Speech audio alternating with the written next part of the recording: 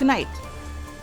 New Zealand Deputy Prime Minister Winston Peters and delegation arrived. Power outage continues with shutdowns yesterday and last night. And Deputy Prime Minister Winston Peters announces public sector support for Niue. Good evening and welcome to our BCN News Bulletin. I'm Mers Takala. A special whakalofa atu to our viewers from across the region thanks to our partners at Pacifica TV. Leading our bulletin tonight, the Deputy Prime Minister of New Zealand, the Right Honourable Winston Peters, and delegation of 5 other New Zealand Member of Parliament arrived in Niue yesterday afternoon. The delegation were previously in Nauru and the Solomon Islands before Niue.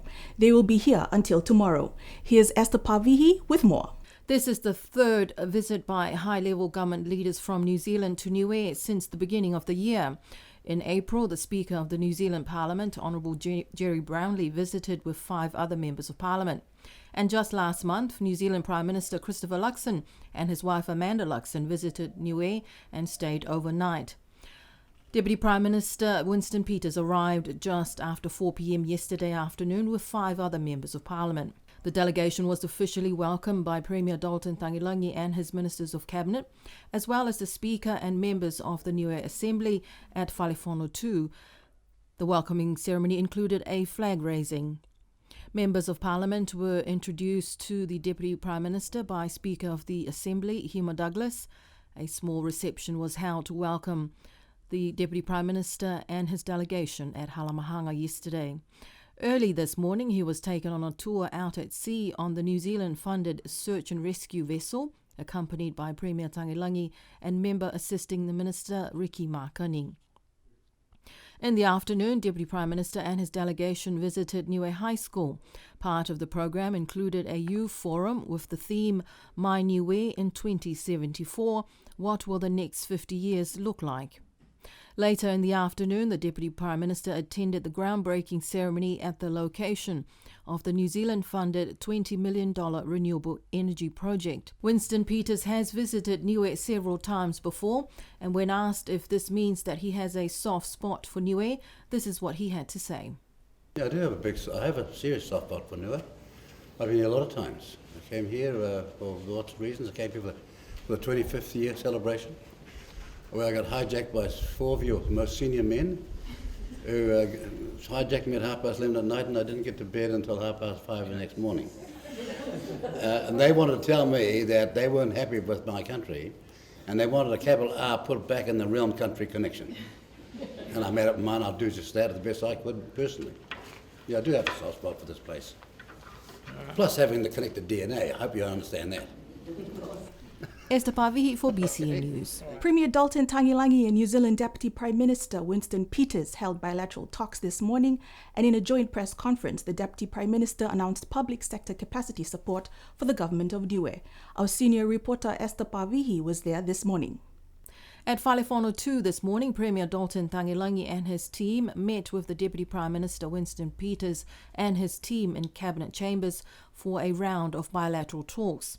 Just over an hour later, they emerged to a joint press conference where Premier Tangilangi expressed his gratitude for the attention shown by New Zealand this year with the high-level delegation visits over the past few months in recognition of the special constitutional relationship between the two countries. This is kind of unique in the way last month, or a few months back, the Prime Minister and I stand before you. It's the first time ever for us here in Niue, and today had the honour, the Deputy Prime Minister of New Zealand, to be standing in front of you as well.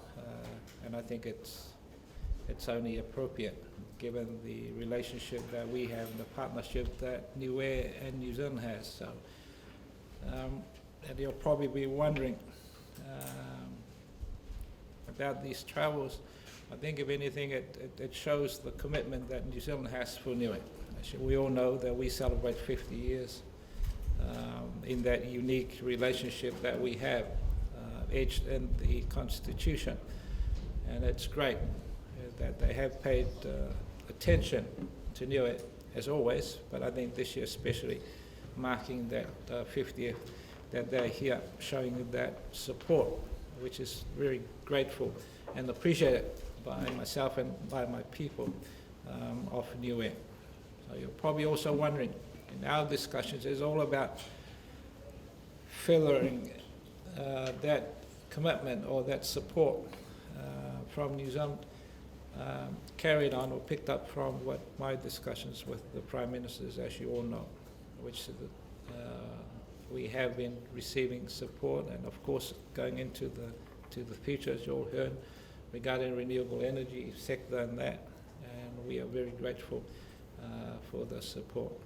Deputy Prime Minister Peters, in response, expressed his gratitude to the Premier and the people of Niue for the warm welcome before announcing a public sector capacity support to help areas of government lacking in specialised expertise, such as in finance, legal advice and climate change. So, emphasise this morning New Zealand's commitment to support Niue's priorities.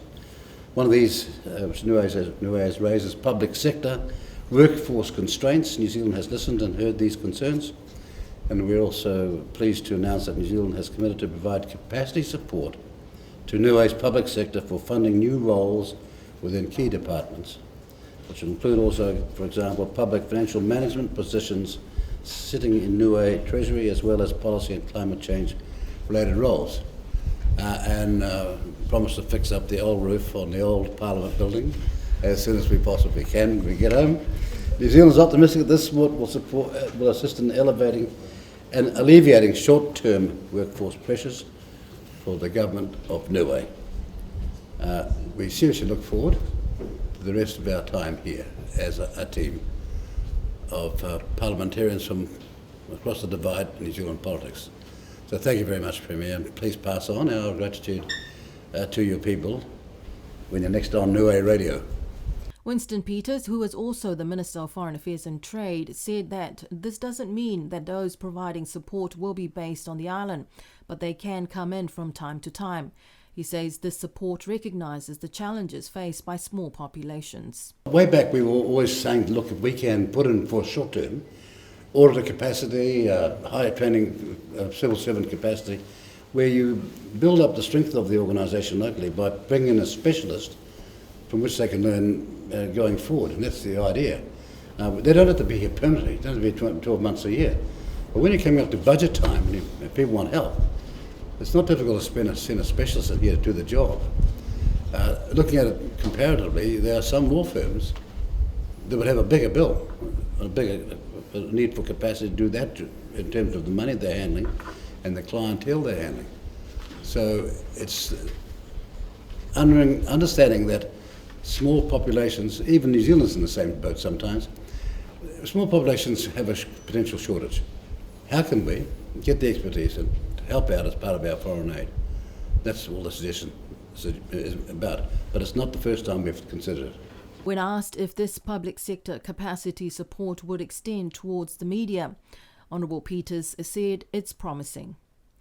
The love-hate relationship between Winston Peters and the New Zealand media is well known, so when sentiments of gratitude were extended from BCN News for the support by his ministry, the Ministry of Foreign Affairs and Trade, and the New Zealand government through the Pacific Corporation Broadcasting Limited, also known as Pacifica TV and PCBL, towards the work of the local Niue media and news team, his response was probably not as usual when facing the press. Well, first of all, can I acknowledge a rare experience of being offered a word of gratitude for helping the media out. This is not something that happens very often back home. That's why I was looking down. But I can say that the international reach we're looking at in terms of the media, where Pacifica goes, is something that the government is behind big time in New Zealand. Now, I don't know that, I'm not the minister in charge of this, but I think on the basis of that I could say that it looks promising. BCN News will have a one-on-one interview with Right Honourable Winston Peters tomorrow morning before they depart the island. Esther Pavihi for BCN News. Power outages continue to affect the island. The first outage happened yesterday afternoon just before 1 p.m, affecting the northern side of the island. Later in the evening, from around 6:30 p.m, power was switched back on for the north, but power from Kaimisi to Tapeo was switched off. Questions were also raised during the joint press conference this morning regarding the issue. Here are the responses from the Premier and Honourable Peters. I guess generators are just like humans. You'll have your good days and you'll have your bad days. It's unfortunate that we can't. It's my. That's why I didn't read my briefing last night, because I had to go to bed early. I had no power from 6 until midnight. So there you go. Even the Premier don't have the privilege of keeping the power on for the Premier. But look, that is why we're embarking on what we are. Hopefully the renewable energy support from New Zealand to complement our new station with new generators, fuel efficiency and all that hopefully will stabilise the power going forward. Unfortunately, we're still on the old system at the moment, but as you know, but that is the thing when Niue is developed. In the past, our peak hour kilowatts will be up to 400. Now it's double that. So that it shows more housing, more infrastructure, more usage.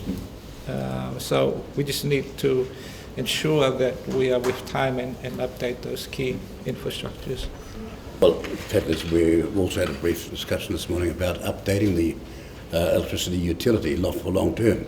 That's a plan we've got heading towards the end of 2025 is the time frame, as I understand it.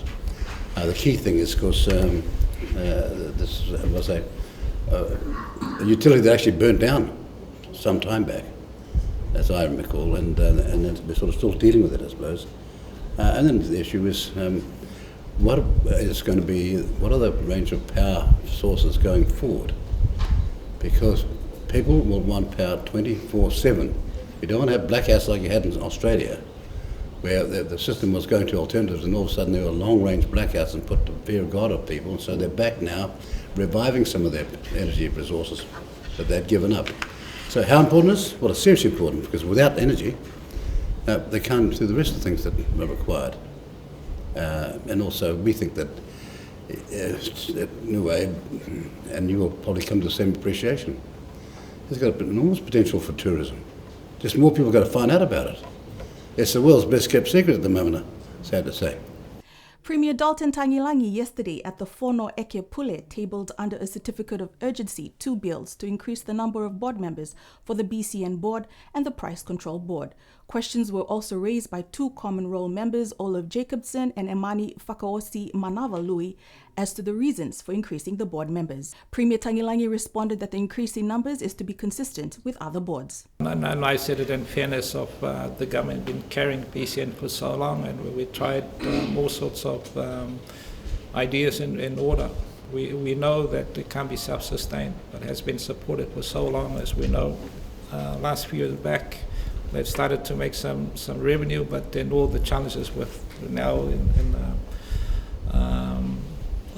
on those platforms now out there that others don't watch TV. But all I'm saying is we got to be innovative. How some of this support can help with those, as we just renewed also our board of directors. How can they come up with innovative ideas and try and help themselves instead of always relying on government. Non-resident Indian High Commissioner to Niue, Her Excellency Nita Bhushan, was recently on the island on her first visit. Bhushan met with Niue Premier Honorable Dalton Tangilangi and other ministers and visited the Indian government-funded Centre of Excellence in Information Technology at the USB campus. She also mentioned the various projects that the Indian government will be providing to Niue, that includes the solar installation at the Fale Fono 2.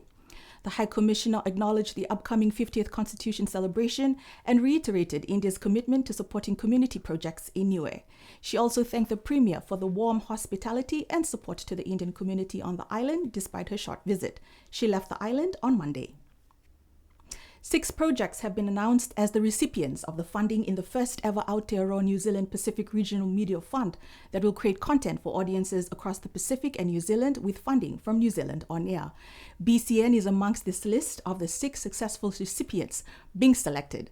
The docuseries titled Children of Niue is focused on what it means to be Niuean as the island nation celebrates 50 years of self-governance in October.